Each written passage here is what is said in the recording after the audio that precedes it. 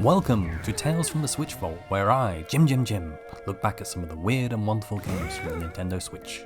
This time, I delve into Grindstone. Released initially on iOS in September 2019 on Apple Arcade, Grindstone made the jump to Switch a year later in December 2020.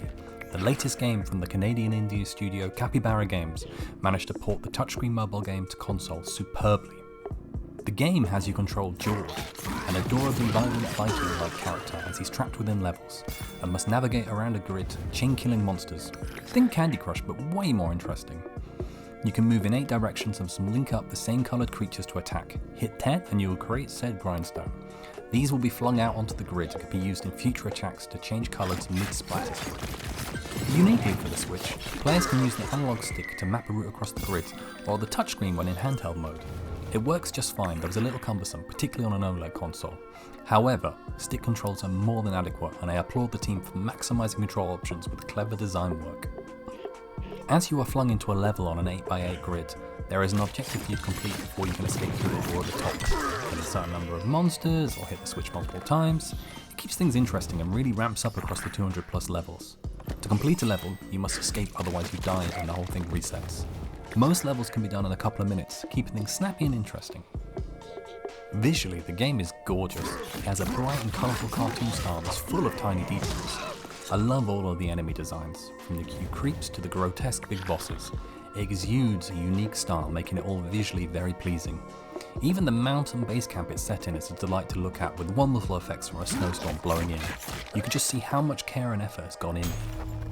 The UI is clean with some very neat touches. I love that creeps have 3 responses. A cheery default one when standing around, hyper-aggressive when they're about to attack, and a terrified shit-yourself look when you have been added to a chain attack from George. This is most satisfying when you put up enough to take out one of the mini-bosses.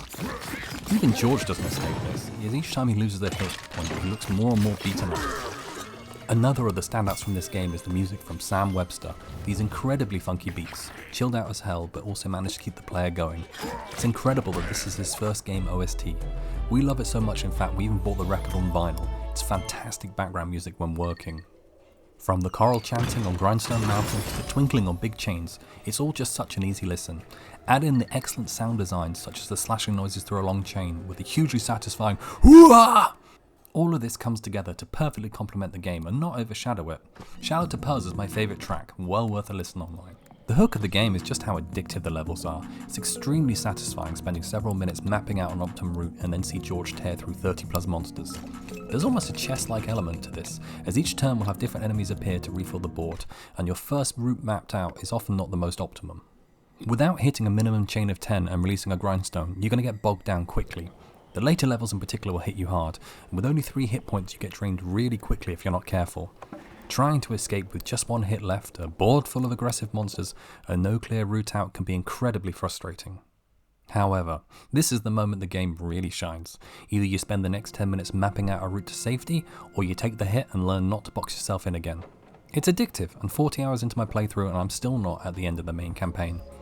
On top of this, additional asks are given within levels, such as killing royal slobs for their crowns, or nabbing a key and chest for bonus items. No level feels complete until you've amassed every object before escaping. This complexity keeps it challenging, though entirely fair. How this title stands out compared to, say, Candy Crush, is that it's not pay to win or purely luck based. Players can equip 3 items, a weapon, an armor piece, and a potion that can get you out of a hole quickly. These are refillable consumables, but are paid for with items gained within levels and the currency grindstones. You can unlock more of these equipable pieces as the game goes on, giving you a multitude of options for gameplay styles. It makes the game far more thoughtful and allows for careful planning prior to a level. Every time I think the game is complete, the studio releases a whole new batch of levels or side stuff. It's wild just how much has been supported with free content. Diving back in to make this video and enter the Mystic Verse campaign has just been added, a whole side campaign with the Mystic character.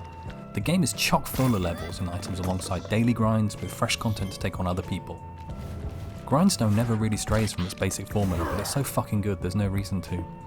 Though all this sounds overwhelming, you can just dive into the main campaign where the first few levels act as training, and will presumably get you hooked. Capybara Games is actually a far older studio than I realised, having formed in 2001 and mainly focused on mobile games before branching out onto PC and console. Notable games include Super Brothers Sword and Sorcery EP and co-developing Don't Starve Shipwrecked. Even though they have made over 20 games at this point, Grindstone was my first, and just shows the quality and ability they have built up over the years. Having a game that fits perfectly on mobile and PC and console is a very smart move, especially launching on the subscription service Apple Arcade. You only have to look at the lateral success from a similar model to see it's a good one for some indie developers going forward. During the awards season, it was nominated for Best Mobile Game at the Game Awards, unfortunately losing out to Call of Duty Mobile, which is understandable, and was also nominated for Portable Game of the Year at the DICE Awards. It did, however, win Edge Magazine's Best Mobile Game, which is very nice to see. I suppose initially launching on mobile will pigeonhole your game in a way, but make no mistake, this is an excellent title to play on console or PC. Grindstone, as it's known in our house, is a stone cold classic, a brilliantly made game that should go down as a star in the genre. It's absolutely packed full of levels and unlocks, meaning my 40-hour playtime, and counting, is well worth the price of admission. That might seem a little daunting, but with quick and varied levels, it's a great pick up and play, especially on the go.